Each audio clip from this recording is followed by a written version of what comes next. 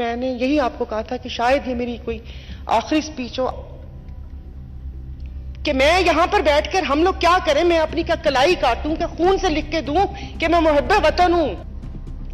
मैं बहुत मुश्किल से अपने आंसू रोक के मैं बैठी हुई हूं। पिछले 25 दिन से जिस बंदे को देखो वो डरा रहा है।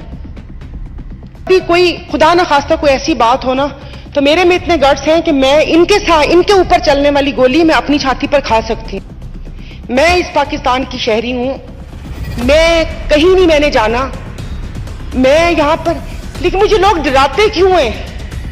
एक ट्वीट कर दूं उसके ऊपर कहते हैं कि ये क्या कर दिया तुमने, तुम्हें अपना ख्याल नहीं है। कौन करेगा मुझे कुछ? अगर मैं अपना हक मांगने के लिए यहां पर मैं बोलती हूं, मुझे कहते हैं तुम बोलती हो, ये लगता है कि तुम पीटीआई के लिए बोल रही हो। जिस तरीके से मुझे डराया मेरे ही साथियों ने, पूरी रात में डरती रही कि खुदा जाने कौन लात मार के दरवाजा खोलकर अंदर आएगा। मैं घर में होती हूं, मैं वहां पर मैं परेशान हो रही होती हूं कि मेरे बच्चे मेरी आंखों के सामने रहे। ये कहां लेकर आ गए इस मुल्क को?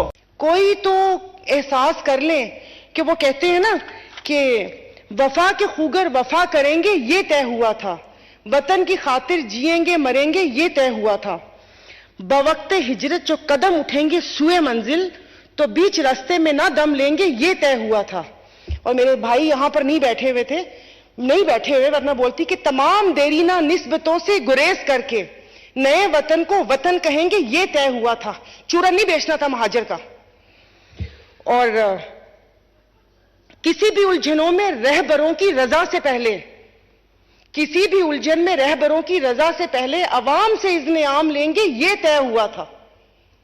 जिस वक्त वहां से हिजरत की थी ना, अपना घर बार सब कुछ छोड़कर आए थे, हम लोग भी उसी में शामिल हैं।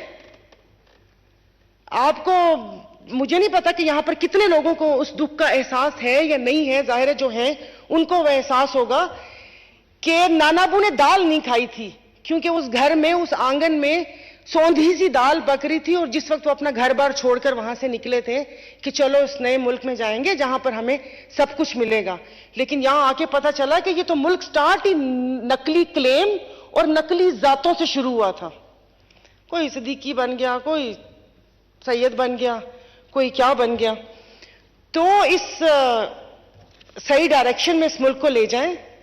मुल्क हमारा है।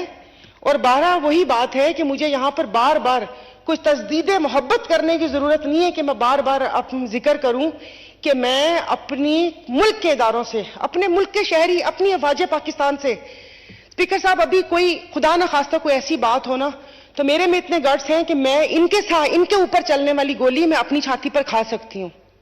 मैं अपनी किसी भी उसको वो नहीं कर सकती, लेकिन बार बार तजदीद वफा उसकी जरूरत क्यों पड़ती है?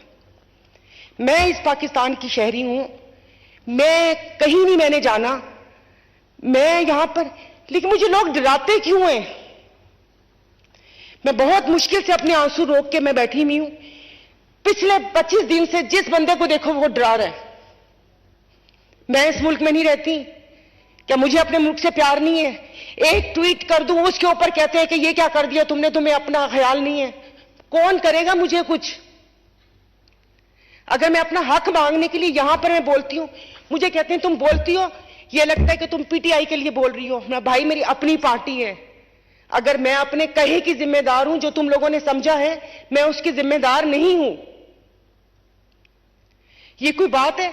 यहां पर कोई भी वो कर दिया, आप यकीन नहीं करें, मैं सच में आपको बता रही हूं कि मुझे नहीं पता कि अब क्या होगा।